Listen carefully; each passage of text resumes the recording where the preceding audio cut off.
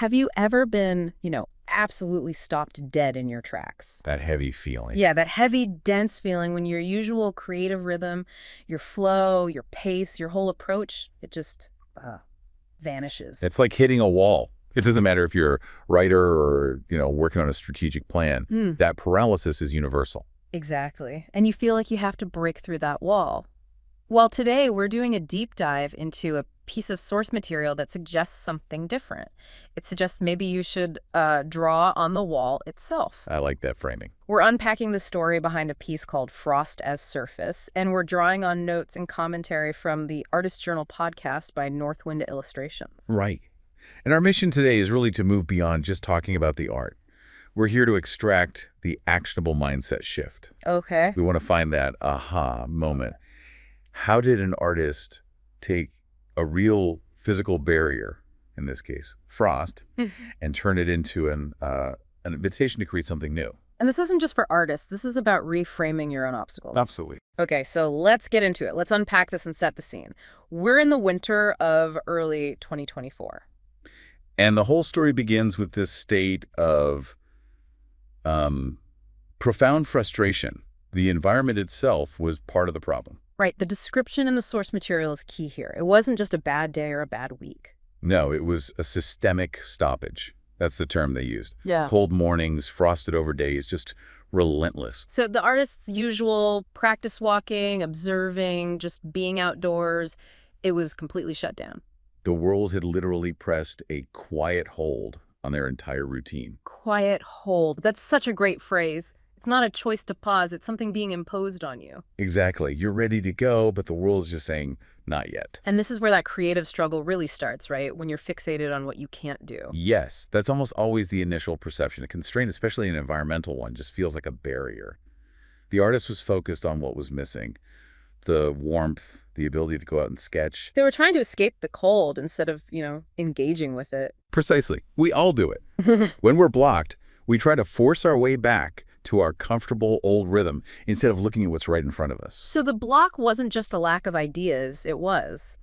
It was a fixation on the wrong kind of possibility. You've hit it. Trying to create summer sketches in January. It sets you up for that paralyzing frustration. But the shift, and this is where it gets really interesting, it didn't come from some big moment of inspiration at a desk. No, not at all. It happened during a completely mundane, ordinary moment. Getting a child ready for school, the block was broken by, really, distraction and necessity. And the catalyst was so physical, so present. The thick frost on the car windscreen, the journal notes really emphasized this point. It wasn't some delicate, pretty frost. No, it described it as textured, almost sculptural. It was a real solid thing you had to deal with. It was an obstacle. An obstacle so unavoidable it couldn't be ignored. And right there, in that moment of focus, this simple thought pops up. What if the frost could be the surface? That's it. That's the reframe. The problem not being able to see through the glass becomes the medium. That's the ignition point. It flips everything. The chore becomes the opportunity. And this next part, this is a lesson for anyone, in any field. The source says the artist had no plan. And no intention to keep anything. That is so important. They weren't trying to make a masterpiece. They were just responding. Mm-hmm. And that lack of pressure is what allows instinct to take over. But wait, that feels so counterintuitive. I mean, aren't we taught that success comes from planning, from control, from having a clear intention? We are. And that's why this is so critical. Planning is essential for executing a known quantity. But it can be paralyzing for discovery. When the stakes are zero, when you have no intention of keeping the result, that internal editor, the one demanding perfection, it just goes silent. So in a controlled environment, we execute what we already know.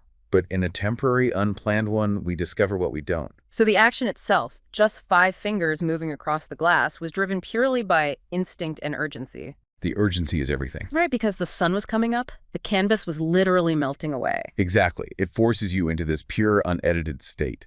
If they'd had all day, they would have worried about composition or technique. Yeah. But with 30 seconds, You only have time for truth. that's it. So the physical act is over in a flash. The artist snaps a quick photo of these chaotic finger swipes. And the day just moves on. School run. The creation was instant, but the story was far from over. And here's where the revelation really lands. Weeks go by. The artist is back in the studio looking through all this random work from that frustrating period. And that image of the frost, it returned. The notes say it asked to be seen more clearly. The insight wasn't immediate, it needed distance. And that time gap is so significant. We always want instant validation for our efforts, don't we? Always. But that distance lets the critical mind relax, and the perceptive mind can finally engage. The artist isn't looking at a picture of a scraped windscreen anymore. They're just looking at abstract marks, light and shadow. And what do they see? An unexpected human face. The source says it was shocking. It wasn't vague or sort of there. It was undeniably present in the pattern. And this is the absolute core insight we have to hold on to. The face wasn't drawn.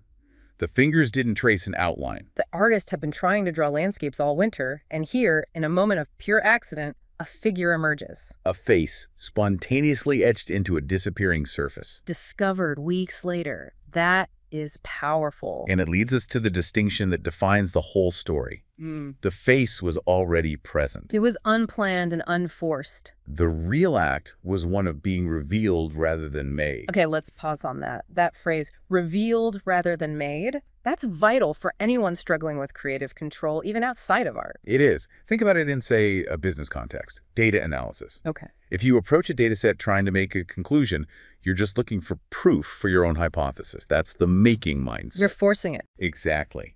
The revealing mindset is more like a survey. You look at the raw material, the data, the feedback, without a preset idea, and you let the patterns that are already there emerge. The artist didn't force the face to be there. They just created the conditions for it to show itself.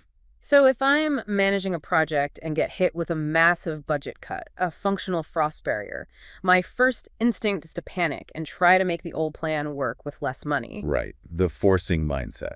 But the revealing approach would be to treat that budget cut as the new medium, a creative constraint that reveals what the project's absolute essential core really is. Exactly. The constraint becomes the tool that trims away the non-essentials.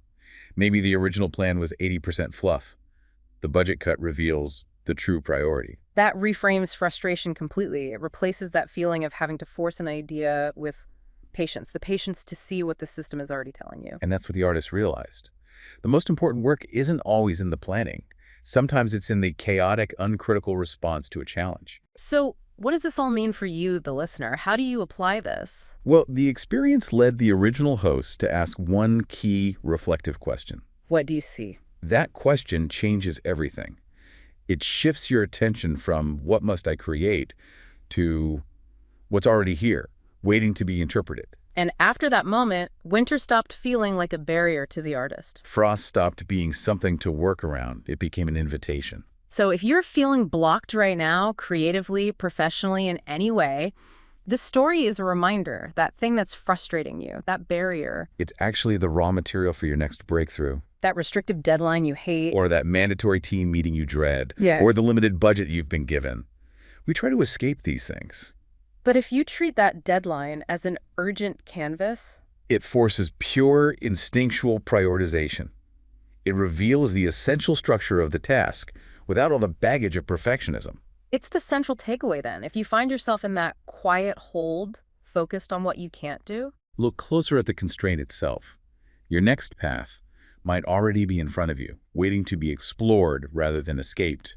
So just to recap our journey here, we started with this profound frustration, a systemic stoppage, because of the cold. That led to seeing a common obstacle windscreen frost, not as a barrier, but as a temporary urgent medium. And that spontaneous act resulted in an unexpected piece of work, a face that was revealed, not made, discovered only weeks later.